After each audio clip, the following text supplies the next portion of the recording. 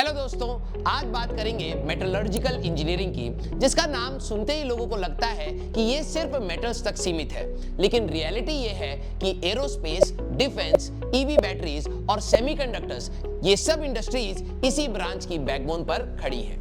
Simple भाषा में metallurgist metal को बेहतर बनाते हैं। मेटल बनाना, उसकी स्ट्रेंथ इंप्रूव करना, रस्ट रोकना, एलॉय डिजाइन करना, ये सब इसी के अंदर आता है।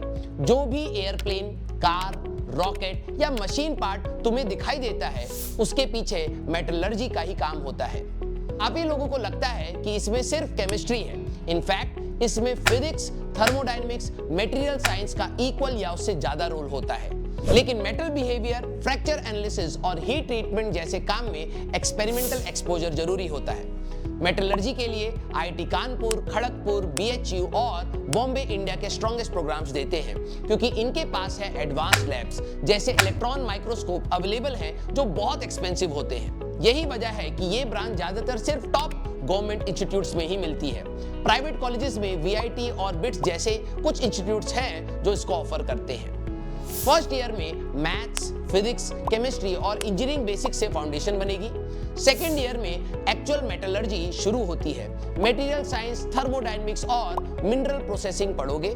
थर्ड ईयर सबसे इंपॉर्टेंट है। वेल्डिंग, कोरोजन, मैकेनिकल और फिजिकल मेटलर्जी और हीट ट्रीटमेंट जैसे कोर सब्जेक्ट्स आते हैं। फोर्थ ईयर में एलॉय डिजाइन्स और पाउडर मेटलर्जी के साथ तुम्हें अपना ट्रैक चूज करना होता है। Extractive, mechanical, physical metallurgy, corrosion या वेल्डिंग। और इसी साल इंटर्नशिप्स और मेजर प्रोजेक्ट्स भी कंप्लीट करने होते हैं।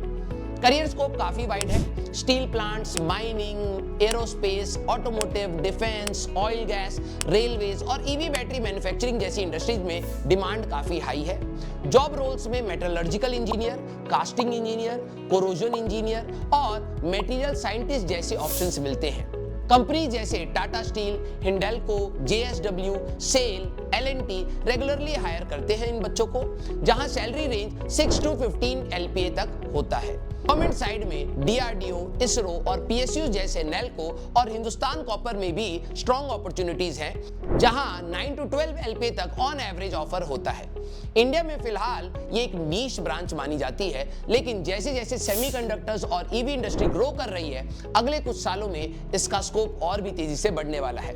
मेटलर्जी तुम्हारे लिए परफेक्ट है अगर तुम्हें फिजिक्स और केमिस्ट्री दोनों पसंद है और लैब वर्क में इंटरेस्ट है।